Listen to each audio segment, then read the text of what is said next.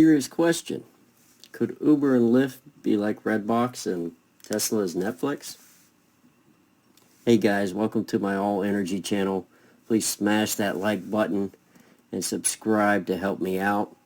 In this video, I want to get the creative juices flowing and ask the honest question that I've been wondering myself. Will Tesla RoboTaxi kill Uber and Lyft? Alright guys, buckle up and let's get started. And we expect to have the first operating robotaxis next year, with no one in them, next year. This is bad for Uber and Lyft. Uber shares falling sharply overnight, the company reporting a loss of $5.2 billion. The death of Uber and Lyft, I believe, will come from investors. They have lost money quarter after quarter after quarter. They have burnt through cash with this whole notion of, hey, we've got a lot of revenue, now we just need to make money.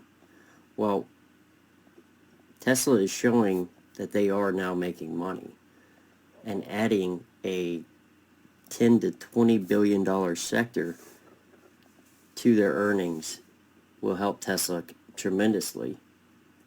And I cannot see investors sticking with Uber and Lyft when they've got this many problems of burning cash, and you have a tech company in Tesla coming along that has already figured out Autopilot, and Uber has not even really scratched the surface, and as you'll see next, has gone down the wrong path, it would appear. Another important aspect of Tesla has been its in-house development of camera-based Autopilot. Uber and others have focused on high-cost LiDAR-based platforms for which Elon Musk has adamantly been against.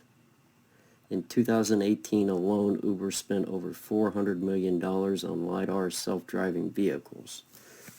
This massive amount of investment could spell big trouble should Elon's opinions come true.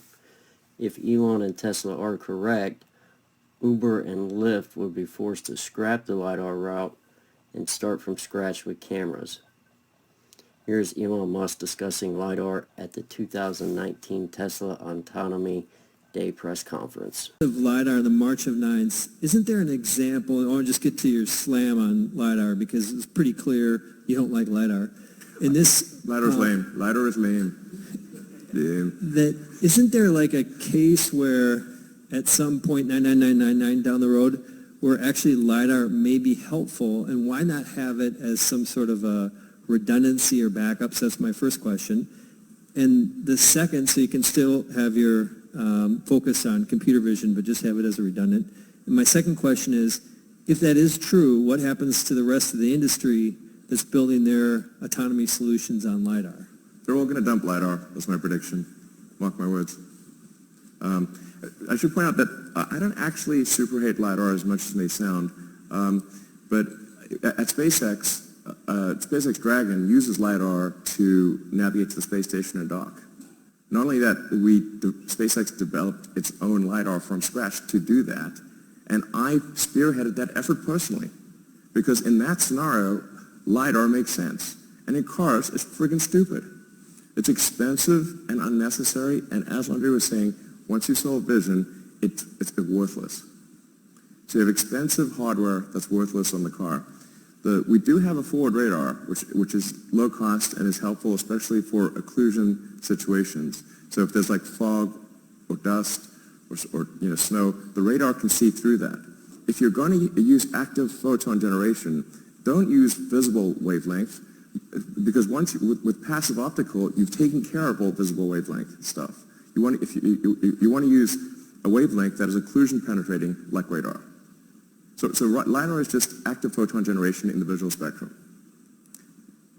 If you're going to do active photon generation, do it outside the visual spectrum in the radar spectrum. So like at 3.8 millimeters versus 400 to 700 nanometers, you're going to have much better occlusion penetration, and that's why we have a forward radar.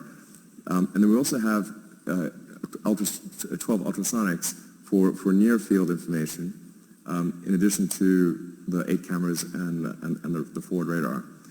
You only need the radar in the forward direction because that's the only direction you're going real fast.